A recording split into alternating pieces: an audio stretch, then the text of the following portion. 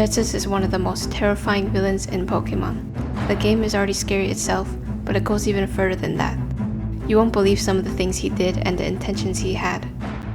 His first appearance was in Pokemon Black and White when he held a speech in Accumulate Town. He was convincing people to set Pokemon free, and questions if they really are people's allies. Ghetsis is like a tyrant as he was born into royalty. Some even refer to him as king. It's also shown in the way he talks of an inspirational speaker. If you see Ghetsis' robe, which is pretty chaotic with a mix of a bunch of things, there are two large eyes on both sides, with the colors contrasting. That relates to the universal message of opposite ideals, just like Reshiram and Zekrom. Plus, there's a large unusual collar that surrounds him, which resembles a castle. And that makes sense cause Team Plasma is based on this whole idea of a monarchy. Do you wonder how he lost his eye? Hydreigon, this creepy looking Pokemon with 3 heads, bit his eye through the eyepiece. A detail you may have missed is that Hydreigon uses frustration, but gets his HP reduced. This is from the Life Orb Ghetsis makes the Pokemon hold, and the Life Orb increases Hydreigon's move power at the cost of losing HP. Who knows, Ghetsis could have forced Zweilios to evolve through pressure. Now this shows how the developers actually care about the story and characters. And this detail makes us realize that Ghetsis never really cared about his Pokemon, although he frequently talks about wanting to set them free. He also cares little for his followers, seen in how they get caught up in Reshiram's rampage and never got help. Anthea and Concordia are his foster daughters, while N is his foster son. N was initially an innocent kid who was venturing into Pokemon, but Ghetsis used this to his advantage and adopted him. Ever since then, he was raised to become the next Team Plasma's greatest leader of all time. N was basically his pawn. He got controlled through Reshiram and Zekrom's power and fear. Ghetsis influenced N in a very bad manner, twisting the reality of a beautiful Pokemon world. If you didn't know, their last names are both Harmonia, which is similar to Harmony, but Ghetsis' full name represents demon in music and the lack of harmony. His battle theme says otherwise. Some say that Ghetsis physically abused N while he was growing up.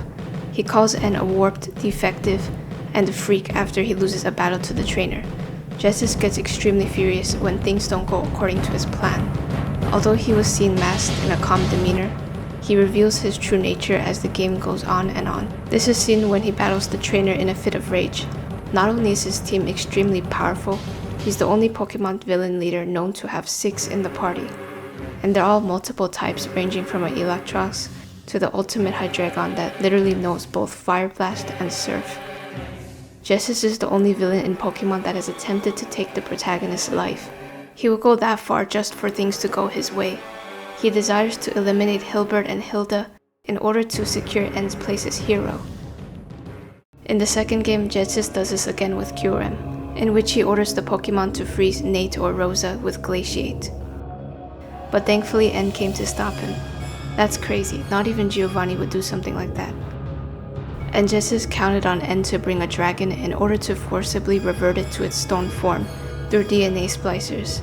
This was to fuse with Kyurem, however N retaliated. When Ghetsis loses the battle, he has a crazy breakdown.